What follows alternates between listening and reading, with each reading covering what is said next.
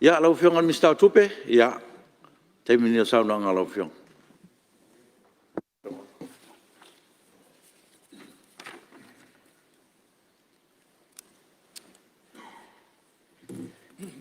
Lau fionga le fong fitalai.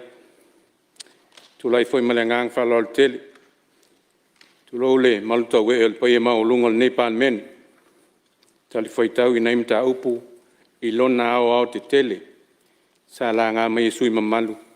Tala whātau whapopo mo tupe, lua tolu, lua whā. Mai se foi onisio vae ngai aon, wha malamalama, wha manino. Whengi wha vae alo tātou malo, lima teitei nei ngā luenga ma o nanga ntanga luenga o tupe. Wha pia foi whalapatonga loi lalo o vaenga ma oti o tupe, po le finance sector. O whionga le whongfitalai, i o mo lungam toto tele mo tenei, fio lau whionga le whongfitalai o moto. Fio lau fionga il taitai o le tātou malo, lau fionga te mai tai pālemia. Afi fio minsta al kabinet, sui whongfitalai minsta lang. Fio lau fionga il taitai o le tuangai, sui taitai e meise, sui mamalu umo le nei pālemene. Tā poinga mau le fionga lea malo le tātou malo, sui o le fono sui tofia, whaam sin sili. Presidente o whaam sinonga whanoma swafa, le senga o whaam sinonga. Fio foi lau fionga le whaelau tusil mot, le fisol fono. Afi fio tō fionga I whaulu lungam tanga luenga. Whalaptonga business to moti o tātou malo. Le whangaluinga tāpo inga sio tātou tunu pele o Samoa. Pa i o staulanga o tala leo ona le tua no manu. Whatawhai taulanga I fia wase manu o Samoa mana whainga malo. Tāpo inga Samoa I tawhai fia, Samoa nei mātunu I whafu. Me ona whaatumutumunga se o atu, I ona whatu tūlotu. Le whangaloina foi, tāpo inga sio tu malo Vaimauga tolu, wha malo soifua, wha whitai tāpuai, wha malo wha whitai tālo. Ia lau whionga le whongfitalai, ia toe wai fia wha mawina le ngang wha whitai langolangoina sui mamalu umo le Nepal mene. Tala wha tau wha popo mo le tupe, mo le tausanga wha le tupe, wha ngā solo nei lua tolu, lua wha. E wha pito au ngafa le ngang wha whitai komiti o tupe mauam tupe tongu. Lau whionga le teitei fono, sui teitei fono e meise sui mamalu umo le komiti. Tusa o ngā luenga mai ea, I le su ina ma le ilo ina o le tala wha o popo mo tupe, lua tolu lua wha ina ia mauti noa sona atoanga, pe ona fola sia I neile li poti el komiti il pān mene. Wha whitai tō whātatala, I le manino la o tō ilo ilonga ma le wha amala ma la maino vaenga ta itasio le nei tala wha tau wha o popo mo tupe. Whaingo fia ila mātou pito la au. Mo ina whaila ngang whawhitai whautuanga o tuina mai, e le ngata mo le nei pānemene. E mai se whautuanga sa ti mai e komiti mtanga luenga whaputongo, whalaputonga le tātou malo, sa au wai whatalanoanga. A wā lava le si tia ma le wha le leia antile o nanga le tātou malo, tuina atu isi o tātou watunu vi ele tua, no la o tō ngā luenga, e mai se o le wha tō wha la inga. Ia lau whionga le whongfitalai, e pei ona wholosia mua. O le autu o le nei tala whātau whaopopo mua tupe. O le whātino ina o le toifitu na inga mtawha I oe whionga I minister kabinet. Ata se manisi o vaenga mo mia, mo le whātino ina o ngā luenga mau o nanga le tātou malo I le afa muli o le tausanga whale tupe. O loo whanga solo nei, tali tonu le tāofi. O lea ua manino au whala li poti al komiti o tupe maua ma tupe tongi, ai meise le fola sanga le whionga le teitei fono. Tele o mta upu sa langa mai, ma fisiringia e sui ma malu e winga le tala whaatau, whaopopo mua o tupe, ma o le aleto o iei se whaamatalanga. Nā o nei vala lava ia lau o whionga le whongfitalai, e fia whaopopo atu iei, e tala whea ngai le whaamanino, e tusa o fina ngalo nisi o sui ma malu na whaalia. O whionga le whongfitalai, o le a ua mantātou le tātou por kalame o ngā luenga whaavaitaimi. E pei ona tāla sanga ina le nei tāla whaatau whaopopo mua tupe, o le a whaopopo tātou so upu, o tātou liaison officers, e whaopopo I Australia ma New Zealand. Le a si itia mai ele au whae o tātou liaison officers mai to o lua, I le tai to a tolu, I le atunu, tolu New Zealand, tolu Australia.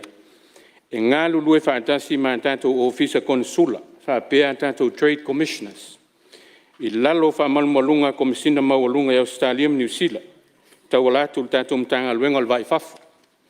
O se tu tā ua tele lea. E tu sa o le whainga whaavai o whata oto nei o le tātou malo. E lango a i le whaatinonga o ngā luenga o le nei pol kalami. E maise le fisosoa ni tele le tu iti o mta upu o onga. Whaalawe lave ona tula i mai fafu. E a fia il saunga le mūma le soifua o tātou tangata. O lo au inatu i fafo mō ngā luenga whaavai teimi nei. O whionga le whangaftalai leo toi pose lilo. Whaafita ulim whaalawe lave o tutupu mai e tātou ngā luenga whaavai teimi Australia New Zealand. Ma le sila le tātou malo o le awala vave lea ma le tāua e fō ia ma vave feto ta i mai ei le tātou malo e tauala mai le official vai fafo e vave fō aini whaafita uli e ono tūlai mai i le nei polo kalami. O whionga le whangaftalai o leo fōi uwhamania e kapeneta le tōwhia o le komiti ngā lulue po le Leap Task Force la tau te whangai o ia le nei polo kalami. O le nei komiti e nā o whaululunga ma ofisa o le malo o lo awhiai ma e le aini vai ngā tupe wha o popo e mana o mia mo le nei komiti. O sui o komiti e awhiairi e whaululunga ma tanga luenga o tupe, tanga luenga o vai fafo, tanga luenga o pisinisi ala manuia malepa, tanga luenga o numera wha maumauina, ko vana o whal tupe tuton, wha pēr whailau tusi, o le tātou komisi e pūlea tangata whainga luenga le malo, tai whono e le minista o tupe. O lea komiti, tō whir kapeneta e whaatino ina fitu na inga o lo whanga solo nei. E maise le whaatinonga po le implementation, whainga whaavai mō ngā luenga whaavai teimi, ua pāsia le tātou kapeneta. Tō whionga le whangaftalai, i o le nā whea e saunanga nisi o sui mamalu le fuafuanga sa whalau i loa le tātou malo, e whaamatu atu i tua i tū malo ta itasi. Tau alatu i a tātou whono whaavai, resitala ina ma le filifilia o tātou tangata, e au inatu i ngā luenga whaavai teimi fafo. Na o whionga le whangaftalai, o lo o tū mau pēa lea fuafuanga ma le whaamoe moe le tātou malo, e le o suia. Pau nei suinga la iti, o teimi o le a, o teimi o le whaatinonga o ia suinga, ai maise le whaamatu watu o mtawhai o i tua, i tātou whono whaavai, ona o mafua anga te tau nei mua. Mai tau ina le tātou komiti, te le se ngā luenga te tau ana whaatino mua mō le whaalau i loa ina. O le whainga whaavai o pāsia le kapeneta, a o lei a mata whaatino ina nei suinga. Ina ia mauti noa le lei ma le ato o toa le whaatinonga, po le implementation o le whainga whaavai. Lua, mai tau ina fo il komiti, e te tau ana whaieni pol kalame whaale au a onga. Training programs, mo tātou whono whaavai, i le whaatino ina o matawhai oi, ma ngā luenga mō le restala ina o tālusanga, ai maise o vaenga uma ma pepa whaamaonia, e mo o mia mō ngā luenga whaavai teimi nei fafo.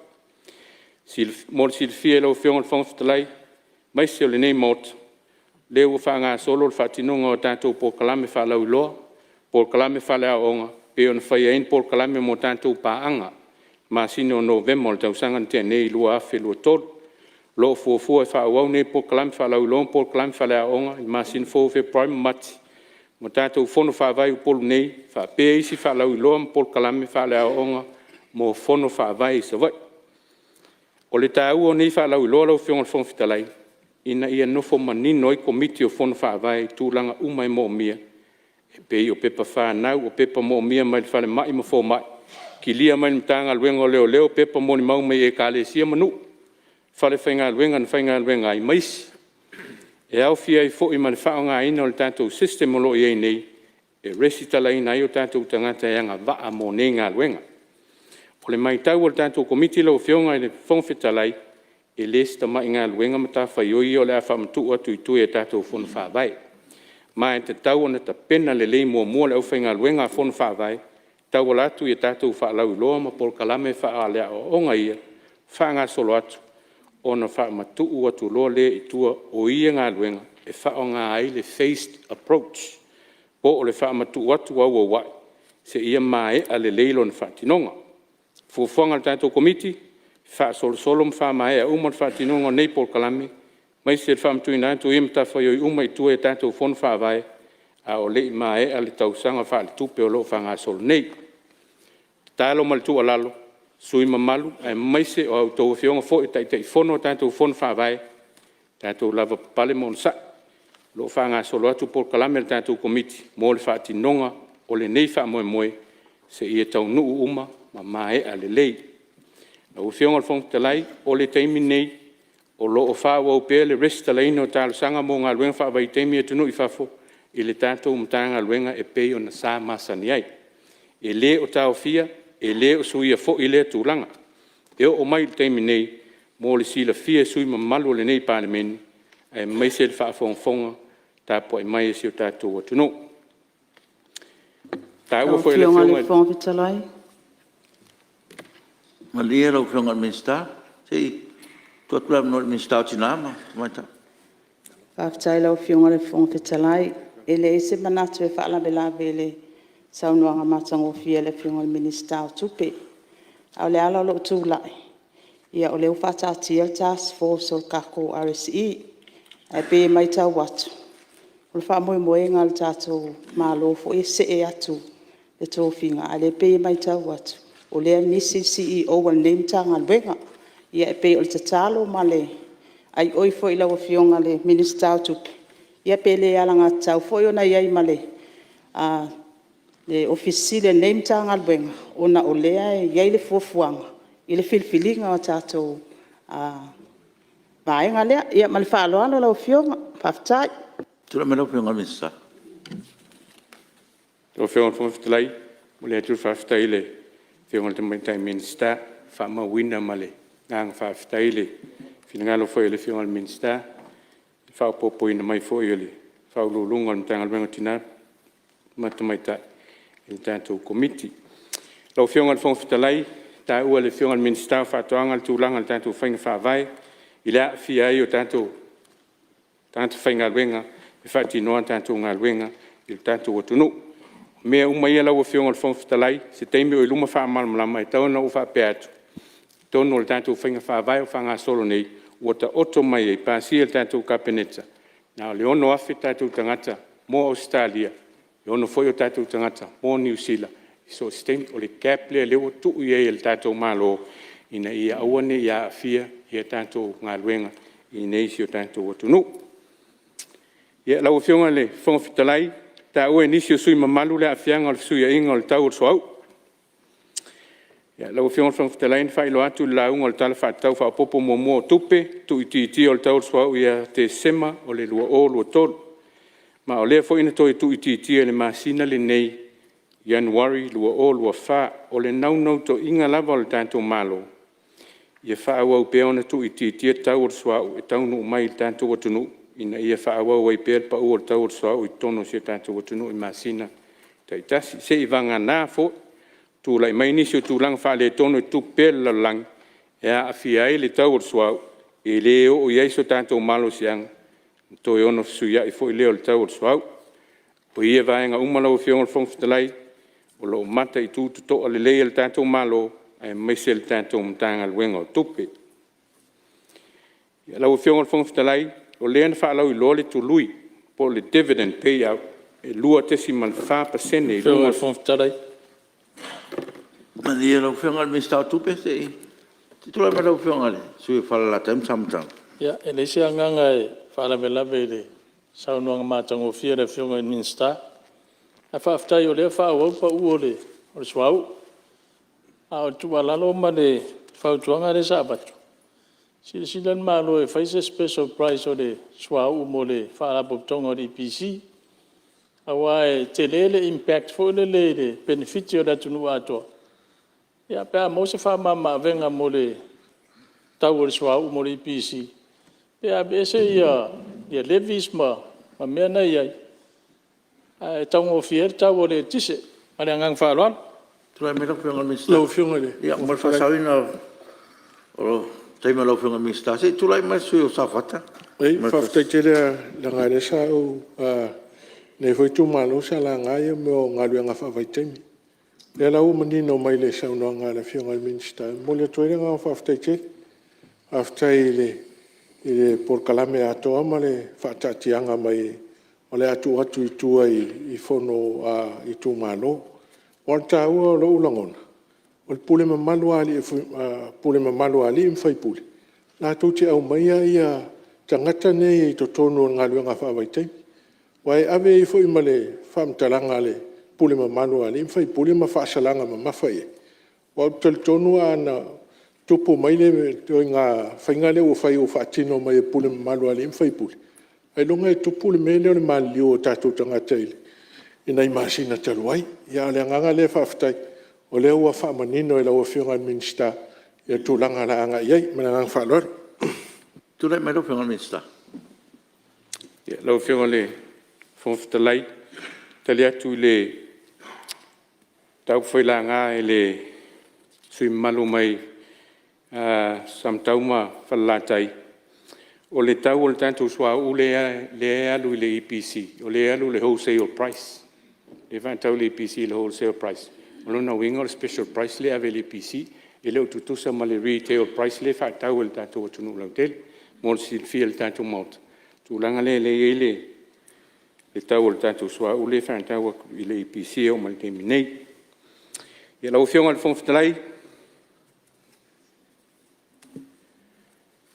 O le sa whalau lor tu lui, o tātou dividend payout, o le lua tesi man 5% I lunga o sauwhanga, le au whai sauwhanga, ma le tātou wharapatonga le nupi wha, le ana mata tongi nātu, I le aso se fulu le masina nei, Januari, lua fe lua wha.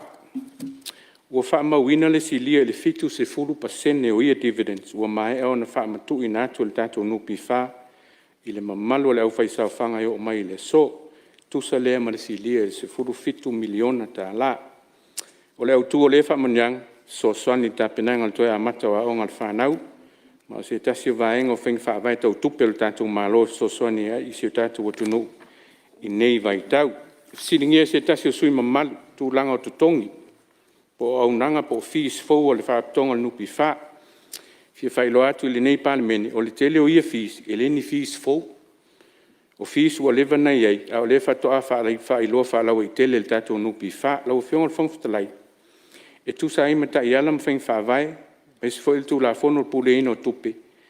Tātou malo, o le whesita ingo to tongi mo o nanga, po fees and charges a so se matanga ruenga, po so se whalap tonga le tātou malo, e ao lava na whao atu le komiti o tupe maua, po le National Revenue Board, a o le itu inatu le kapineta mo le wha mauninga, o le whato ama whai leo na whatino, o whautu e ina fo le tātou nupi wha, ia muli ta ia ta ia lam whainga whawai le anga i atu lumana. Au whionga le whangwhitalai, I ono se e mai le se tasi o mtau sa langa mai se tasi o sui mamalu. I vaenga e mata I tu I nai le whaatinonga ma le taunu unga o fuafuanga mamau ma ngā luenga le tātou malo. Mo le silfia le nei palemene, ua pāsia le kapeneta ma sa whaalau iloa lo ia te semo le tausanga te nei, lua o lua tolu le tātou whaava po le framework o le Monitoring, Evaluation and Learning Framework mo le mata I tuina ma le ilo ina o le taiala mo le lumanai manuia o Samoa o le PDS. O le nei whaava po le framework lo whaataatia ia la fua ma whailo e fua I taunu unga o le tātou fuafuanga ma maole nei ai mai se polkalame uma le tātou malo lo whaanga solo nei e au fiai ma le tātou polo keti o le miliona. O le atu inatu se o tonga o le whaanga o le whaasolonga o nei taunu unga I le la unga o le tala whaatau au tua tupe tau sanga whaal tupe o lo lumana I nei tu sai o ia vaenga uma. Whaaftai fo I sui malu mo le whaamanatu pēr ia vaenga tā ua tātou ngā luenga I mata I tu inaire ngā solonga le leo fuafuanga ma ngā luenga whaatino le tātou malo. Lau whionga whongwhitalai na sao noa ma siningia se tasi o sui le tūlanga o vaenga tupe totoe e le I mae au na whaonga ina I tau sanga whaale tupe ai fuafua e whaau watu lo na whaonga ina I isi tau sanga whaale tupe pe roll over. Whesilingia le sui mamalu le tūlanga I le whaatanga ina whaale tūla fono o lea vaenga. Mo le silfia le palemene, a la talata ina mai el tau sanga whaale tupe e le I mai au na whaatino ina se ngā luenga po se pokalame tā ua le tātou malo e mawhai o na tālo sanga ina le matanga luenga o tupe. Mo se whaatanganga e whaau atuai le isi tau sanga whaale tupe le whaonga ina o ia tupe ina ia wha mai a le iai sea ngā luenga po sea polkalame.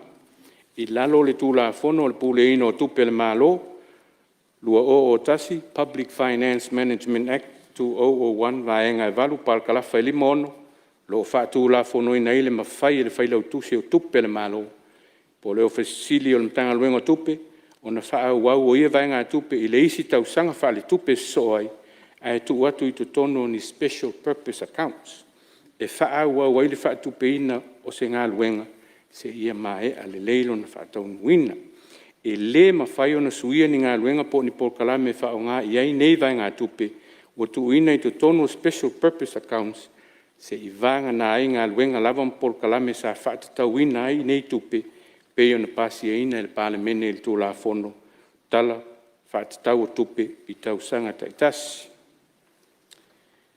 lo fiona fon talai ia lo fa o pea fa tuon tanga luenga tupe ia madiera o fiona le Mr. tupe ia ona tasi o le suile le sa ia la ngā tulanga ia la umanino sa luanga le Mr. Ia, whaftai tela le whionga ni minsta. Lau fiona suma. Wha malama foi le tu la fono e mawhai e ona wha wau na tu se special account ia tupe ia au le o whafsiri atu. Ua fia lain tātou tupe mani special account o e neitain. E le taritonunga o le nei suis fono. O le pale mene nei au mai ia tau sanga o me tau tupe. A le umona whao ngā tupe re tau sanga. E toi au mai al pal mene nei e whai atu e le whai unga. E ui whai la na e le marusi anga e peo na e sau noa. E te tau ana mai aloa i al pal mene nei. E pāsi aloa i atuai, mana ngang whaaloa. Tula mera whionga Mr. tupe se pa manino tulanga le. Whaftai lo whionga le whawhtai, me se whaere sui malu i tu sai whoi maltoi whawh. Si le peo na uwha manino lo whionga whawhtalai. O loo ai e lalo tu la fono. Le mawhai, e le whai lau tusi o tupe. O na wha au tupe nei i lisi tau sanga. Ai tu ina i tono special accounts. Mōni ngā luenga le tātou mālo. Na pāsia tu tala wha tau o tuol tupe nei. E le i mai on wha tino le tau sanga. E si le lo whionga whawhtalai. I le mai ai o ngā luenga ia. Le wha o ngā e tupe i tono special purpose account. E uma audit. Ma toe li poti mai tu tono le pāle me. Le tūlanga le wha manino tu le tūlanga le. A o loo ai ia i lalo le tūla. Fono pule ino tupe le malo.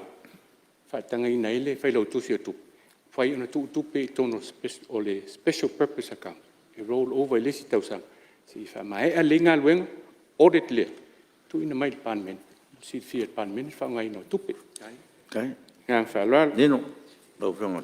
Ia, pao saunanga lau whionga Mr. Ia lau whionga whongwhitalai. O loo whao peo na whautua le mtanga luenga o tupe mtanga luenga umal tātou malo. Ina ia mata i tu ina le leire whao ngā ina o lātou tupe. O tala o tupe i to tonu tausanga wha le tupe taitasi. Ina ia wha i tia. Po o le lea i fo ina talo sanga mō vai ngā tupe roll over wha pea. I tausanga taitasi. Mō le sila fia o lea ua wha i tia ia vai ngā le tausanga wha le tupe le nei. Wha tusa i tausanga wha le tupe ua tuana i atu. I wha whatai telefo.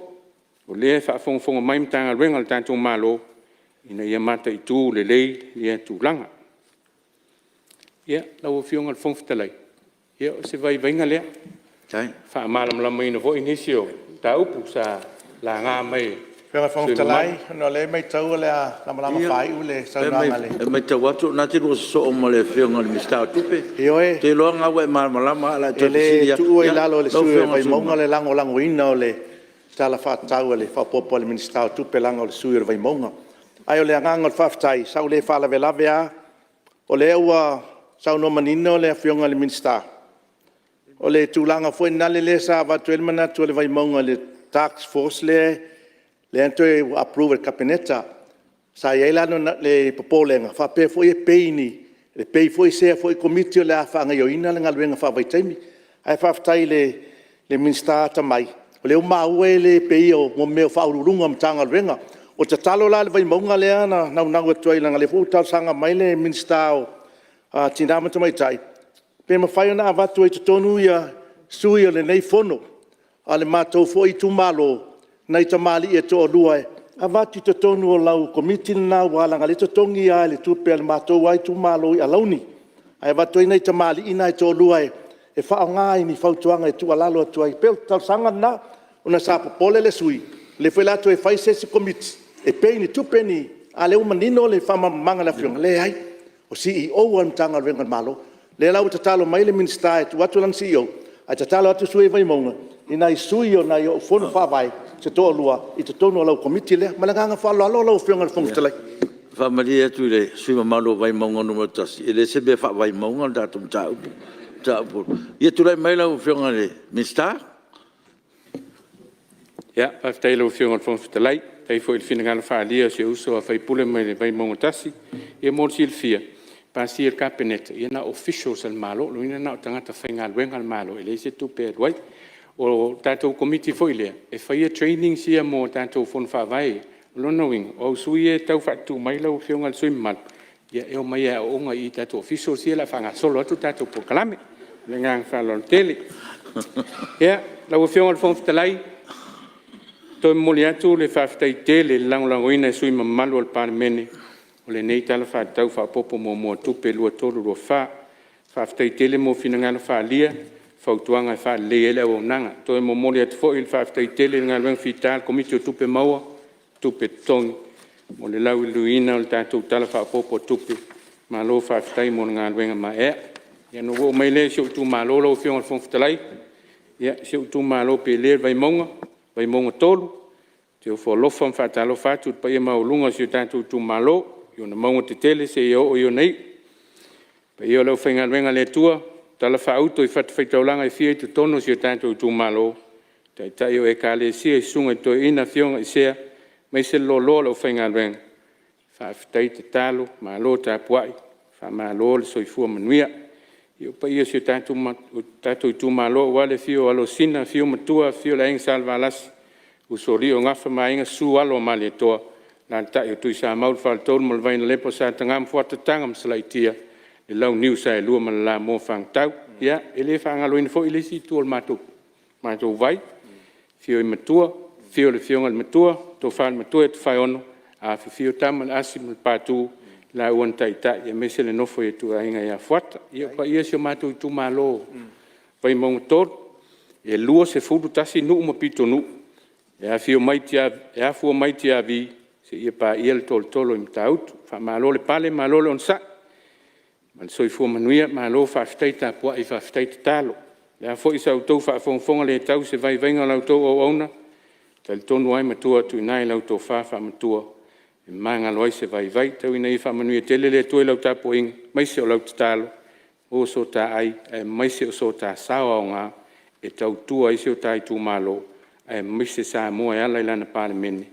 Maise le tātou whainga malo. Ia lau whionga le whongwhitalai, whai watu se upu. Nā voi se le whonga o le tau te mali, whaafonga le nei pāle mene. Maise le whaafonga ta po e me sa mua. Alofa toi whaafoi mai. Manuia tele lau whionga le whongwhitalai. Tai. Manuia tele lau whionga le pālemia. Ka peneta e maise le nei pālemene. Manuia le whailau tusi le fono, ofisa le fono. Manuia tele lau whionga le whaurulunga le mtanga luenga tupi. Maise o whaurulunga ma lau whainga luenga. Finance sector. Manuia le atua i lau tau so i fuatau tua. Manuia le sau whainga whaurulunga. Whaalapu tonga mtanga luenga le tātou malo. Maise le tapo inga Samoa le tunu pele. Swafol ta male alo male ngang pa ia. So i fua mai manuia.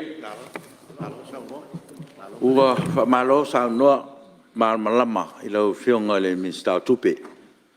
O te tonu foi ia o le taununga lea tali o tātou malo. Ia e taunu lava i lau whionga le minsta tupe. Ia ona o le tātou tulafono. Ia o le tulafono ua tātou tau whapopo tupe. Mele whaftai i lau whionga le minsta. Ia mo saunuanga malama. Ia o te tonu o lea ua mali lie foi fina ngalo le mauta. Tusa foi o mtau puna la tulanga. Melea ia malo le tofa. Whaftai ngalo lue lau whionga. Me se foi le whaurunga malpulenga mtanga luenga tupe. Ia mo le ngalo luenga. Whaftai.